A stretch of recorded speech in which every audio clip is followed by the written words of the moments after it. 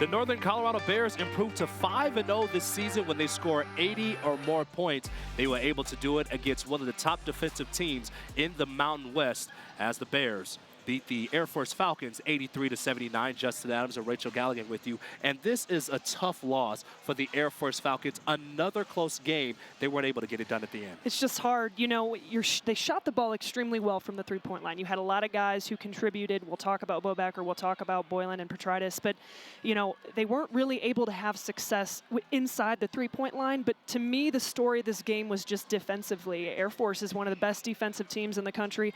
Up until this game, we're only giving up about 63 points a game. You give up 20 above that average. That's tough for a team like this. One of the main reasons why the Falcons lost in this game had to be because of St. Thomas. He was just fabulous from the floor all day. The young man, 24 points, 10 of 13 from the field. He was just amazing. I mean, he was just a problem. I mean, and the good news for Air Force at moments was he was in a little bit of foul trouble, but I mean, just a veteran, mature player able to score it so many different ways. And when they need a bucket, he can go get it. But I'm really impressed with his ability to play, you know, consistently in that second half without getting in more foul trouble. Yeah, and on the opposite side for Air Force, they were able to go and make things happen from downtown, made 15 three-pointers. That was a season high, and one of the main reasons they were able to stick around in this one. Well, and Boylan was huge. He had some major minutes in the second half. He was so impactful defensively, but he did a great job of scoring the basketball, was 3 of 4 from the three-point line, finished with 17 points.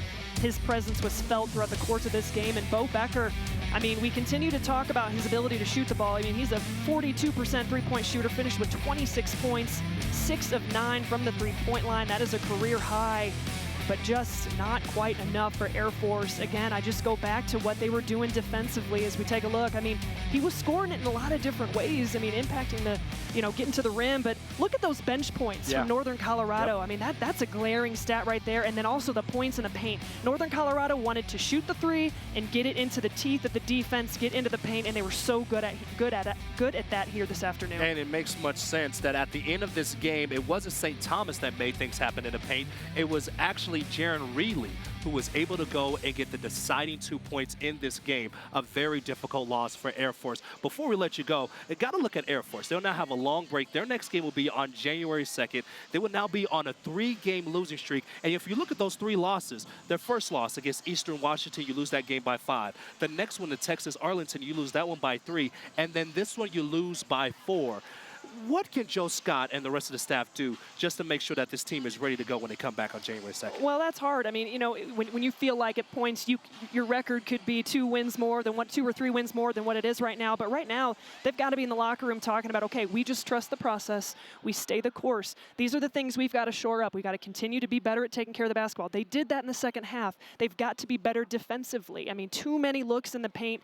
You know, that's what this team hangs their hat on. In my opinion, the last couple games, they've struggled a little bit defensively. Yeah. Well, it was an exciting game, but didn't go the way of the Air Force Falcons as they fall to 7-5 on the year, rather. And the UNC Bears, they were improved to 5-6, being able to snap a 9-game losing streak on the road that dates back to January 14th of earlier this year. So our final score yet again today, the Air Force Falcons lose this one 83-79 as the Northern Colorado Bears are able to get the W.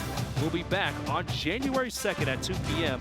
when men's basketball team takes on Utah State, as this has been a presentation of Altitude Sports and Entertainment, your home for Air Force Sports. For myself, Justin Adams, and Rachel Galligan, and our entire crew, thank you so much for joining us all season long on Altitude Sports.